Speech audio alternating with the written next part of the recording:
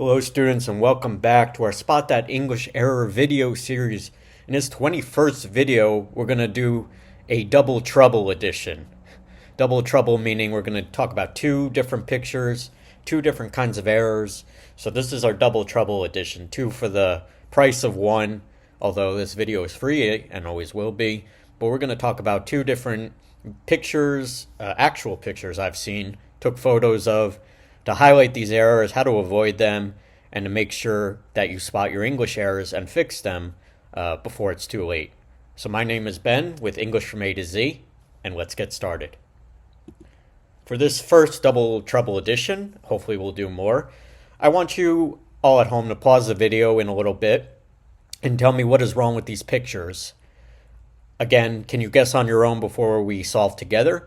Take a minute or two, pause this video, review the pictures below. There are two pictures. They're kind of bunched up against each other. But I want you to write down what is wrong with them, how do we fix them to be correct, and what kind of errors do we have here? Are they spelling errors, grammar errors, punctuation errors, kind of the sentence structure? Maybe you can tell me before we begin. Also, the comments section you can use as well to highlight the type of errors involved in any of our Spot That English Error videos. So pause the video now, and then we'll continue.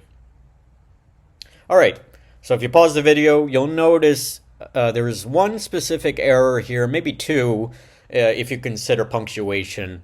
And we have a Spanish sign. It's translated to English, no worries there, but there is a key spelling error. So I'm going to read it out loud. No carving, like carving of the trees. Don't touch the trees, basically, with your name or your date, the date you wrote it. So no carving. Don't touch the tree in terms of writing into it. Or graffiti, kind of like art or any kind of paint on the trees. But the thing is, graffiti is not spelled correctly, okay? And I noticed this just because I'm a sucker for spelling correctly, right? As a teacher, I enjoy... it's important to me that the words are spelled correctly. It's not a huge error, but it's a noticeable error. Graffiti is with another F, and we're going to dive into that more, but there's a spelling error here, and then at the end, we're missing a form of punctuation. Could be a period or an exclamation point to highlight the urgency of not doing something to the trees in this nature preserve, but there's no period, no exclamation point here. So that's the other kind of minor error punctuation-wise. Now with Ollie's Trolley, I won't get into details, but it's a restaurant. We are opened. Technically, you can make sense of that as a non-English, a non-native English learner or speaker. We are open. Yeah, it makes sense, but it's not grammatically sound. Okay, so that's a grammar error. We do not need the E and D at the end. Okay, and also we're missing a period or a exclamation point to open that they're open for business. So we kind of have three different types of errors. We got a spelling error, we got a punctuation error or two, and we have a grammar error. So keep in mind, we're looking to fix the errors, but we also want to understand what kind of errors they are. How do we fix them? So that's what's wrong with these pictures. To continue, the rewritten pictures, how they should be and how to revise them correctly. For the first one, graffiti, it's a revised word spelling. We need two Fs. So not just one F, but we need two Fs. So in red here, graffiti. And as I mentioned, we want to add the period at the end to the statement or the warning. No carving or graffiti of any kind on the trees, period, or exclamation point. So we need a period or exclamation point to draw more attention to the sign's direction or guidance for tourists. Now that's picture one. Now in picture two, revise statement grammar. Okay, so we're revising the grammar here for the statement, or revised statement grammar. We are open. So cut out the ED, cross it off. We are open.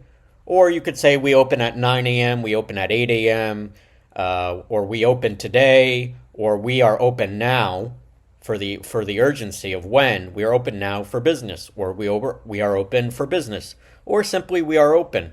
That is the present tense agreement.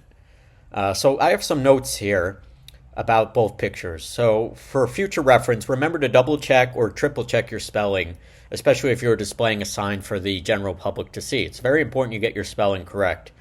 You should check a dictionary or a thesaurus or a mobile application to check the spelling. There's plenty of information out there on how to spell English correctly. Mobile apps are great, dictionaries, thesaurus, and these mobile apps really come in handy for typing a word in, seeing if it's correct, seeing what the meaning is before you write the word down for everybody to see. Especially if this is for a park, a nature preserve, or for a facility. You want to make sure the words are written correctly. It's not a major error, but it's one I had to point out. Now, present tense and past tense do not often go together in the same sentence, especially one after the other, especially when it comes to a public sign from a restaurant. The expression, we are opened, does not work because it mixes the present, we are, and it's correct. Subject-verb agreement is good, but with the past of opened as the object or at the end of the sentence does not go together. You have to make sure the present or past tense is consistent throughout the notice. Present tense is usually just goes together. Past tense just goes together, okay? We were opened, fine. We are open, good. But you can't have we are opened, all right? So any sign or notice, especially for a restaurant or a public place, a public gathering place, you got to make sure your grammar is correct when you're advertising to the public in English. So that's picture 2. So we have grammar errors, got to make sure the period after we are open or the exclamation point as well to emphasize you're open for business.